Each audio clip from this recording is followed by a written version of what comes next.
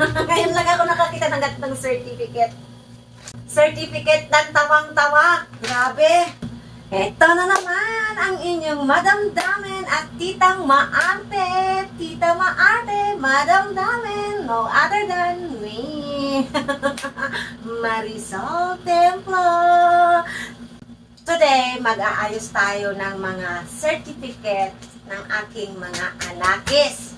Kasi tayo as parents, dapat pinangangalagaan din natin at inaayos yung mga achievements ng ating mga anak like medals, like this, di ba? Mga certificates, mga picture-picture nila, dapat inaasikaso din natin yan at tinutulungan silang maitabi kasi memories nila yan eh. Ito ang mga nagbibigay sa kanila ng mga katibayan na nagsumikap sila, katibayan na magaling din sila, di ba? Pero, syempre, hindi nakabase dito ang tagumpay ng mga bata kasi diskarte pa rin at tiwala sa Diyos at pagiging mabuting anak. Kasi, number 1 po ang pagiging masunurin sa magulang, mabait, at magalang. Kasi dyan nabibless ang mga anak. Ganun yan! Pero sa ngayon, tingnan natin ang mga certificate ng aking mga anakes. First in the list, Lovejoy Ibasco. Saan ba to? Yung mata ko kasi. Commendable effort and achievement as a learner of grade 9. Ito pa, Lovejoy ulit. Saan ba ito? Commendable effort. Sabi man niya. Ito pa. Lovejoy. Lovejoy, sa science naman ito, Certificate of Recognition sa science, the best in science. Saan naman ito? Outstanding academic performance in MAPE. O, diba? Galing.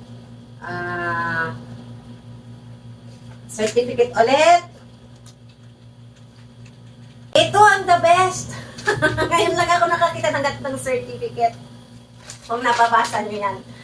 Ayan o. Certificate ng tawang-tawa. Grabe. Awarded to Lovejoy Ibasco. This means, masayahin ang anak ko. Mana sa nanay. Diba? Dapat happy. Nakakatuwa. Ngayon ko lang ito nakita. Ito na naman. Siyempre, ang kanyang Certificate Academic Excellence Award. Ito pa ulit. Ang dami Araling Panlipunan, Lovejoy ulit. I-share lang po ito, Lovejoy ulit. Ayan. Oh, galing-galing ng baby ko. Lovejoy ulit, sa science ulit. Lovejoy ulit. Araling Panlipunan, ayan. Kailangan na ng maraming lalagyan, maraming certificate holders. Ito mga picture nila.